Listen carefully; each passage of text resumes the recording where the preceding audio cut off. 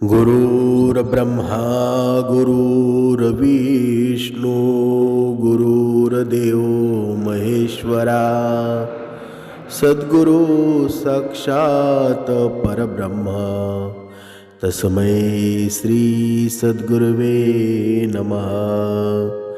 जय जय रघुवीर समर्थ श्रीराम समर्थ। सद्गुरु चरणांना नतमस्तक होऊन आपण या निरूपणास सुरुवात करूया। मायबाप सज्जनांचे स्वागत आहे। समर्थांनी सांगितलेच आहे ना की जर जो मनुष्य दुःखांना कवटाळून बसतो ना तो मनुष्य चिंतेतून बाहेर येत नाही। म्हणजे आपण बघा मागच्या भागामध्ये पाहिलं की भगवद्गीता आणि मनाचे श्लोक आहेत ना, यामध्ये आपल्याला काय प्रेरित होतं बरं? की मनाचे श्लोक सांगतात की मनुष्याने शांत राहून जीवन जगावं, मनुष्याने आहे ना हे आपलं आत्मचिंतन करावं। आणि पुढे जाताना भगवद्गीता आपल्याला काय शिकवते बरं? की जर आपला जास्त कोणी फायदा उचलत असेल, आपल्या मनाला कोणीतरी जास्त वाईट बोलून अत्याचार करत असेल तर त्याचा सामना करावा, ते कधीच शोषित बसू नये। म्हणजे आपल्याला हे दोन ग्रंथ काय शिकवतात बरं? अगोदर आहे ना, जेवढं हलक्याने होत आहे ना तेवढं आपण नक्कीच करावं, जेवढं ममतेनं होईल ना, जेवढं सुखानं करण्याचा प्रयत्न करावा। पण आपल्या अंगावर जर कोणती गोष्ट येत असेल ना तर त्याचा सामना देखील आपल्याला श्रीकृष्ण स्वारींनी करायला सांगितलेला आहे ना।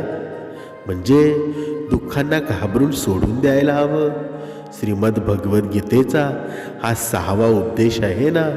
म्हणजे तुम्ही दुःखांना घाबरणं सोडून द्या, कारण दुःख आणि सुख आहे ना प्रत्येक माणसाच्या जीवनामध्ये ऋतूप्रमाणे येत जात राहतात, त्यातून कोणीही सुटू शकत नाही। त्यामुळं दुःखांमुळं दुःखी होण्याऐवजी हे गीतेचे ज्ञान जर समजून घेतलं ना तर जग परिवर्तन झाल्याशिवाय राहणार नाही। जसं की सुख नेहमी टिकत नाही ना तसं दुःखही नेहमी टिकत नाही। इथे सर्व काही बदलत राहतं आणि नेहमी बदलतच राहील, मग चिंता कसली आहे बरं? जेव्हा सुख येईल ना तेव्हा दुःखसुद्धा येणार आहे, आणि दुःख येईल तेव्हा सुखसुद्धा येणार आहे। म्हणून तू चिंता करणं अजिबात थांबव। समर्थांनी सांगितलंच आहे ना, या जगामध्ये कोणीही स्थिर राहू शकलं नाही, आजपर्यंत राहिलं सुद्धा नाही। कितीतरी लोक या जगामध्ये आले गेले। हे जग चलायमान आहे, इथे काहीच कायमस्वरूपी असू शकत नाही। म्हणजेच मग दुःख असो वा सुख असो काय फरक पडतो बरं? तुम्ही ना सुखाला थांबू शकता ना दुःखापासून पळू शकता। फक्त गीतेचं हे ज्ञान आहे ना, हे जीवनाचं सत्य समजू शकता की कशावरही तुमचं नियंत्रण नाही। जो कोणी या जगामध्ये आला आहे ना तो नक्कीच जाणार आहे, हे खरं आहे। म्हणून दुःखी होण्यापेक्षा आहे ना आणि रडण्यापेक्षा आनंदी होऊन जीवन जगणं हे नेहमी एक उत्तम उपाय असतो। आता पुढची गोष्ट म्हणजे वाईट लोकांची संगत आहे ना ती बर्बादीकडे मनुष्याला नेत असते। समर्थांनी सांगितलेलं आहे ना, जशी संगत असेल ना तसा मनुष्य घडत असतो। म्हणजे एखाद्याच्या वाईट संगतीचा नुसता स्पर्शसुद्धा आहे ना तो सुद्धा मनुष्याच्या जीवनामध्ये अधोगती निर्माण करत असतो बघा। म्हणून श्रीमद भगवद्गीतेचा जर आपण विचार केला ना, हा 7वा उपदेश आहे ना, जो चांगला माणूस जर वाईट लोकांच्या संगतीमध्ये राहिला ना तर एक दिवस तो सुद्धा बर्बाद होऊन जातो। म्हणून आपण कधी कधी म्हणतो ना की मी भरपूर चांगला आहे, माझ्यामुळं दुसरी लोक चांगली होतील, पण तशी शक्यता कमी असते। मनुष्याच्या जीवनामध्ये आहे ना अधोगती लवकर निर्माण होत असते। आपण किती जरी चांगले असू ना तरी ते वाईट दुसऱ्याचे कर्म जेव्हा आपल्या शरीराला चिकटतात ना, मनाला चिकटतात ना, तर ते लगेच धुवून निघत नाही, ते खूप वेळ लागतो. म्हणून अशा मनुष्याच्या बाजूला राहणं सुद्धा चुकीचं आहे. बघा, महाभारतातील एक पात्र म्हणजे कर्ण तुम्हाला सर्वांना माहीत आहे, जो वास्तविकतेत पांडवांचा मोठा भाऊच होता ना, पण त्यानं दुर्योधनाशी मैत्री केली. तो दानशूर होता, धर्मज्ञानी होता, सर्व काही त्याच्याकडे होतं. धर्म तो जाणत होता, सत्य समजत होता. तरीही एका पापी माणसाच्या संगतीमध्ये राहिल्यामुळं त्याचा सर्वनाशच झाला ना. त्याचप्रमाणे जेव्हा एक चांगला माणूस आहे ना वाईट लोकांची संगत करतो, तेव्हा तो स्वतः किती जरी चांगला असला ना, तरी त्या चुकीच्या लोकांमुळं, परिणामांमुळं त्याला भोग भोगावे लागतातच ना. त्यांच्यासोबत राहिल्यामुळं त्याचं जीवनसुद्धा बर्बाद होतं. म्हणून आपण आज संगतीचा परिणाम आहे ना, मनुष्याच्या जीवनामध्ये खूप महत्त्वाचा आहे. आता पुढची गोष्ट म्हणजे प्रेम आणि भावनांचे संबंध फक्त त्यांच्याशीच जोडा ज्यांना त्यांची कदर करायची असते. बघा, श्रीमद भगवद्गीतेमध्ये या 8वी शिकवण आहे की प्रेम आणि भावनांचं नातं फक्त त्यांच्याशीच जोडावं ज्यांना तुमचा प्रेम आणि भावनांची कदर आहे आणि त्यांचं मूल्य माहीत आहे. म्हणजे तुम्ही तुमचे प्रेम अशा व्यक्तीला देताना ज्याला तुमच्या प्रेमाची काही कदर नाही आहे, तेव्हा तुमच्या मनाला खूप दुःख होतं. जेव्हा तुम्ही अशा व्यक्तीला खूप जास्त महत्त्व देता ज्याला तुमची काहीच किंमत नाही आहे, तेव्हा तुम्हाला अश्रूंशिवाय तिथे काही मिळतं का बरं? काहीच मिळत नाही. लक्षात ठेवा, एखाद्या चुकीच्या व्यक्तीसोबत जोडण्यापेक्षा एकटं राहणं कधीही चांगलंच आहे ना. म्हणून तुम्ही एकटे राहूनही तितके दुःखी होऊ शकत नाही, तितके एका चुकीच्या नात्यामध्ये जोडले जाऊन तुम्हाला दुःख सहन करावं लागतं. तसं पाहता आजच्या युगामध्ये आहे ना, कोणी आणि कोणाची कदर करत नाही, कोणी कोणाला प्रेम देत नाही.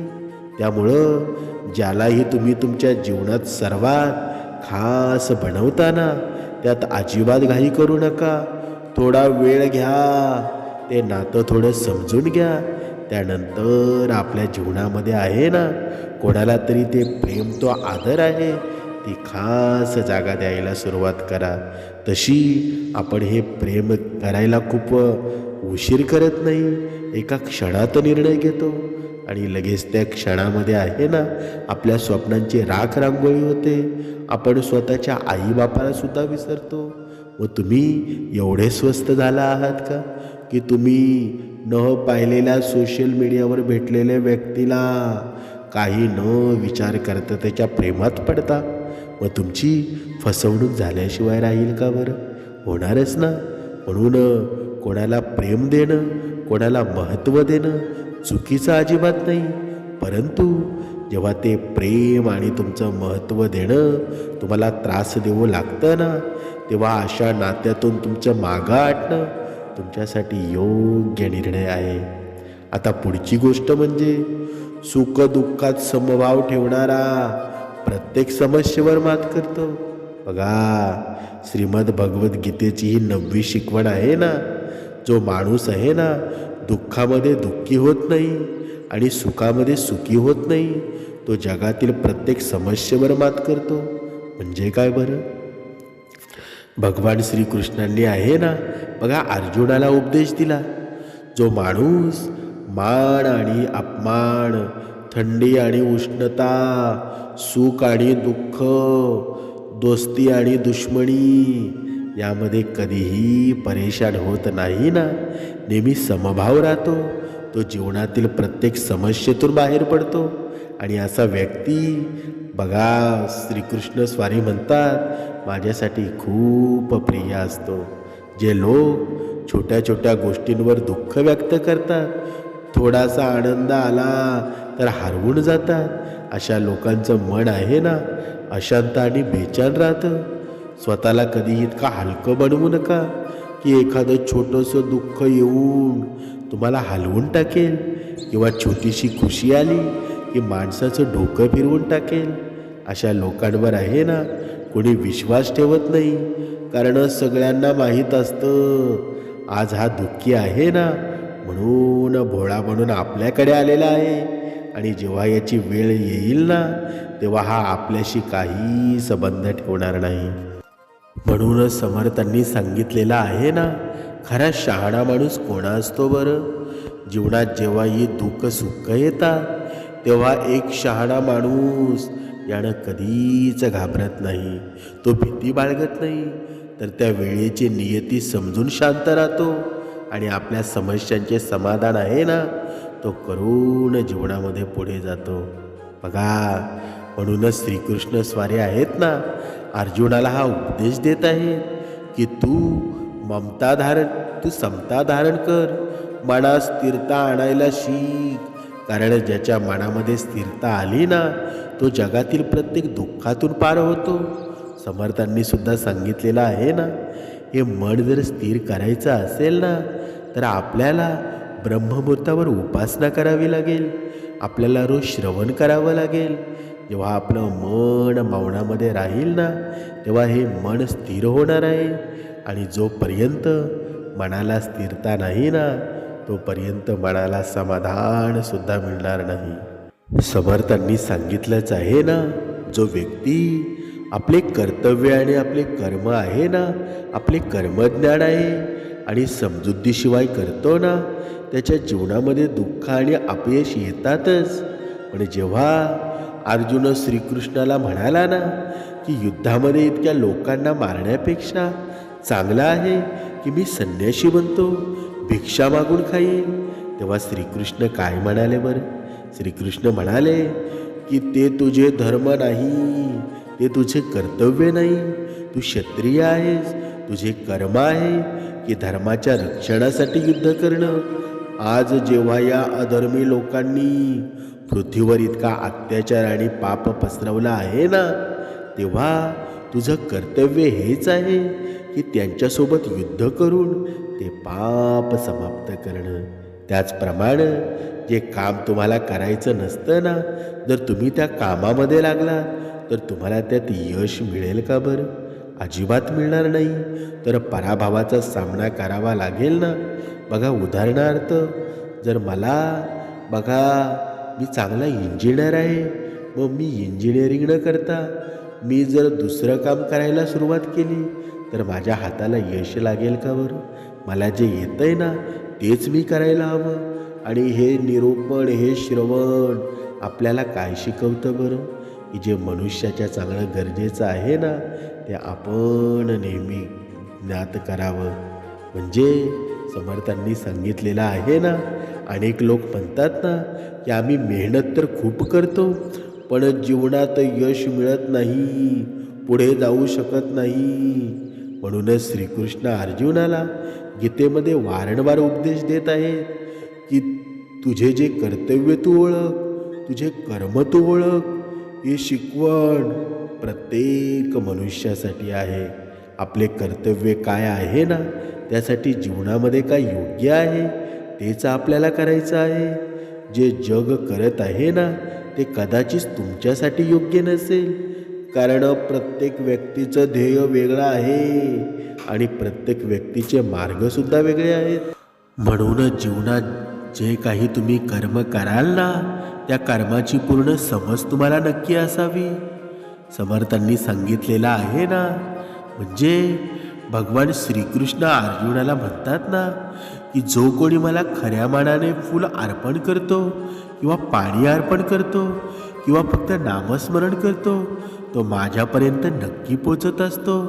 फक्त प्रेमळ भावनेने आणि निर्मळ भावनेने ते माझ्यापर्यंत पोचवणारा आहे ना, तो माझा भक्तच असतो ना. आणि जर कोणी प्रेम आणि भावनेशिवाय मला सोन्याचं रत्न देखील अर्पण केलं ना, तरी ते मला अजिबात आवडत नाही. जर मनात प्रेम नसेल ना, तर मंदिर देखील दुकान बनतं, आणि जर मनामध्ये प्रेम असेल तर दुकान देखील मंदिर बनतं. म्हणून दिखावा जगासाठी चालतो, पण ईश्वर म्हणतो ना, माझ्यासमोर दिखावा करण्याची काही गरज नाही. कोणी मला फक्त प्रेमानं हाक मारावी, तर मी धावत पळत येत असतो. म्हणून विश्वास ठेवणाऱ्याचं रक्षण आहे ना, देव स्वतः करत असतो. बघा, भगवद्गीतेमध्ये श्रीकृष्ण स्वारींनी म्हटलेलं आहे ना, जो कोणी माझ्यावर विश्वास ठेवतो त्याच्या जीवनात जेव्हाही कोणतीही कठीण वेळ येते तेव्हा मी कोणत्या ना कोणत्या रूपामध्ये येऊन त्याचं रक्षण करतो. फक्त कोणीतरी माझ्यावर विश्वास ठेवून पहा. पण हा मनुष्य विश्वास ठेवतो का बरं? ज्याला ज्या गोष्टीतून धोका मिळतो ना, तिथेच तो वारंवार विश्वास करतो. पण ज्या गोष्टीमध्ये धोका नाही अशा भगवंतावर तो विश्वास कधी ठेवतो का बरं? कधीच ठेवत नाही. जेव्हा महाभारत युद्ध चालू होतं ना, तेव्हा दुर्योधनाने पाहिलं की भीष्म पितामह 5ही पांडवांपैकी कोणालाही मारत नव्हते. तेव्हा दुर्योधन भीष्म पितामह यांच्याजवळ जाऊन म्हणाले की तुम्ही युद्ध आमच्या बाजूने करत आहात, पण तुमचं मन पांडवांशी जोडलेलं आहे. तुमच्या मनामध्ये सत्य नाही आहे. तुम्हाला आपल्या राजाचा विजय नको आहे का? जेव्हा भीष्म पितामहांना असे कठोर शब्द ऐकवले ना, तेव्हा ते क्रोधाने भरले आणि म्हणाले, माझी निष्ठा हस्तिनापूरसाठी आहे आणि तू माझ्या निष्ठेवर शंका घेतोस? मी माझे संपूर्ण आयुष्य आहे ना त्या राज्यासाठी समर्पित केले आहे. आणि जर तुला माझ्या निष्ठेवर शंका असेल ना, तर आज मी प्रतिज्ञा करतो की उद्या सूर्यास्त होईपर्यंत एकतर अर्जुन राहणार नाही, नाहीतर भीष्मा राहणार नाही. जेव्हा या प्रतिज्ञेची बातमी श्रीकृष्णांना कळाली ना, तेव्हा ते खूप परेशान झाले. कारण भीष्म एकदा जी प्रतिज्ञा करतात ना, ती नक्कीच पूर्ण करतात. ते संपूर्ण शरीर, ते संपूर्ण राजवाड्यामध्ये अर्जुनाला शोधू लागले. त्यांनी पाहिलं अर्जुन आपल्या कक्षात आरामात झोपलेला होता. श्रीकृष्णांनी जाऊन अर्जुनाला झोपेतून जागं केलं. अर्जुना, तू इतक्या आरामात झोपलेला आहेस? तेव्हा अर्जुन म्हणाला, केशवा, आज दिवसभर युद्ध करून मी दमलेलो आहे. विचार केला थोडा वेळ आराम करावा. उद्या पुन्हा दिवस युद्ध करायचं आहे. तुला माहीत नाही का, भीष्म पितामह यांनी प्रतिज्ञा केली आहे की उद्या एकतर अर्जुन राहणार नाही, नाहीतर भीष्मा पितामह राहणार नाही. तेव्हा अर्जुन श्रीकृष्णांना म्हणाला की हे केशवा, ज्याच्यासाठी तुम्ही स्वतः इतके परेशान होऊन इकडे तिकडे फिरत आहात ना, त्यानंतर जर कोणी तुमची स्वतःची चिंता करत नसेल तर तो माणूस मूर्खच असेल ना. कारण जेव्हा तुम्ही माझ्यासोबत आहात तेव्हा अशा भिष्यांसारखे एक काय 1000 लोक जरी माझ्यासमोर उभे राहिले ना, तरी ते सर्व मिळून माझे केसही वाकडे करू शकत नाही. आणि शेवटी हेच झालं ना, त्या दिवशी भीष्म पितामहांचा वध झाला आणि अर्जुनाचा विजय झाला ना. समर्थांनी आपल्याला सांगितलेलं आहे ना, मनुष्याच्या जीवनामध्ये आहे ना, सुख दुःख येतच असतात, पण मनुष्याने सत्याचा मार्ग कधी सोडू नये. ज्याप्रमाणे भगवद्गीतेमध्ये श्रीकृष्ण स्वारींनी अर्जुनाला पूर्वपदावर आणलं ना, त्याला सत्य समजावून सांगितलं की जर बघा आपल्याला ते समोरून डोळ्यांनी वाईट दिसतं, पण त्याद्वारे दुसऱ्याचा जर विजय होत असेल ना, दुसऱ्याच्या जीवनामध्ये सुख निर्माण होत असेल, तर ते पाप नाही, तुझ्यासाठी पुण्याचाच तो वाटा आहे. म्हणून ते युद्ध अर्जुनाने जिंकलं ना, त्याचप्रमाणे आपल्या मनाचं सुद्धा युद्ध तसंच आहे. या मनामध्ये भरलेले द्वेष, या मनामध्ये भरलेले अवगुण, या मनामध्ये भरलेला अहंकार, लोभ, मत्सर तेव्हाच निघेल ना, जेव्हा श्रीकृष्ण स्वारींसारखा स्वार्थी आपल्याला मिळेल. आणि समर्थ रूपी या विचारांनी आपल्या जीवनामध्ये आहे ना, सर्व अंधकार दूर केलेला आहे. आजपर्यंत आपल्या जीवनामध्ये जे सुख आहे ना, ते समर्थ विचारांनी आहे. म्हणून हे समर्थ विचारांनी प्रेरित झालेला प्रत्येक मनुष्य आपल्या जीवनामध्ये संकल्प करावा आणि योग्य मार्गावर चालावा. म्हणून उपासनेला महत्त्व द्या, नियमांमध्ये राहा, रोज श्रवण करा, तुमच्या जीवनाचं सोनं झाल्याशिवाय राहणार नाही. तुमच्या जीवनामध्ये धर्म घडला जाईल. तुमच्या जीवनामध्ये समाधान प्राप्त होईल. जय जय रघुवीर समर्थ.